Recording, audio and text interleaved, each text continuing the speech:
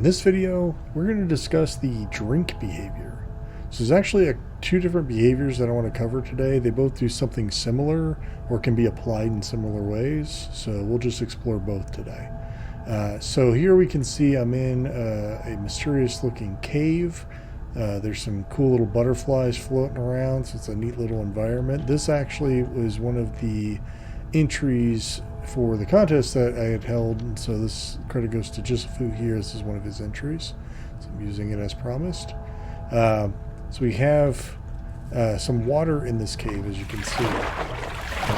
Here I'm splashing around the water, and there's a prompt there that says press E to drink. Now this is cave water, so it's probably not that healthy, but I'm gonna go ahead and drink it anyways.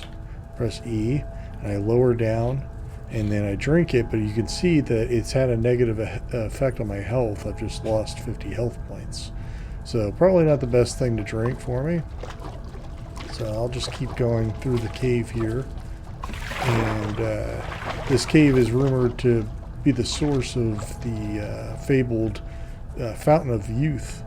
And if we just keep continuing to explore the cave, voila, we come across the Fountain of Youth right here. And so here's our Fountain of Youth, and we can drink from it as well. And if we do that, then you can see it does something similar, but it in this case it increased our health. I think the difference here is one's the water plane, right? The water that comes from the behavior, and one's an object that you're getting the same effect from. So let's take a look and see how that's done. So the first behavior that we demonstrated, I've just applied to just a random object that we had in the scene. So it doesn't really matter what you apply this to. It just needs to be somewhere in the level. And this one's called drink from water. So specifically what it's talking about is the water plane that comes with Max, so the environment water. And if you're near it, if you're within the range that you've set here, then you can drink from it, and you can see it lowers the camera down, and you drink from it, and then you have an effect. Now that effect can either deduct or can add to whatever global that you set it to. So by default it's set to my health, so I just went with it because it was simple. But it doesn't have to be health. It could be really anything. You know, it could be poison. It could be, you know, libido. I don't know. I mean, whatever is in your game, that's what it can apply to. And you can set the quantity of how much is it going to affect, and whether or not it's going to add or whether it's going to subtract from that global that you've set. And incidentally, if you're not sure about globals, if you're not sure what I'm talking about, go and take a look at the player HUD video that explains the various pre-built global variables and how you could define your own global variable and use that any way you see fit. So just a little bit on that. But this is one of the behaviors. So we deducted some health. Now, like I said, that only applies to the water plane. But what if you have an object in your scene that you want to do the same thing? So I just grabbed this fountain off of Sketchfab and threw it in here and applied just drink, right? So this is a little different. It's not taking the water plane into account. It's taking the object that it's applied to into account. So a lot of the same settings here. The drink range would apply to how close you are to the object, you know, that you're interacting with. But otherwise, it's the same variables. How much is it going to affect you? Is it adding or subtracting? Which global is it affecting, and so on.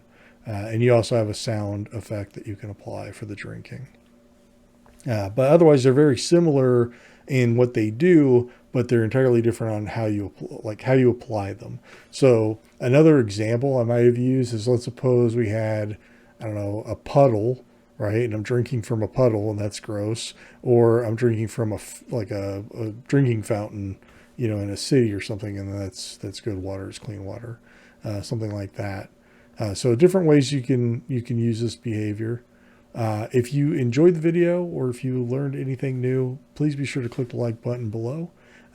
Give Jissafu a big round of applause for the scene. I thought he did a really great job on this one. This is kind of a cool effect here. In fact, you know what I'm going to do? Just as a bonus, let me add I want to show this off. So it didn't work in reverse, unfortunately, but let me show you this. This is really cool. So as I walk in here, isn't that neat? That is so cool. Let me show you really quickly how he did this. It's very neat. So he's got two behaviors here. One of them is doing the thunder sound, and the other one is doing, I guess, a different wave sound. And then these are both linked to a light here.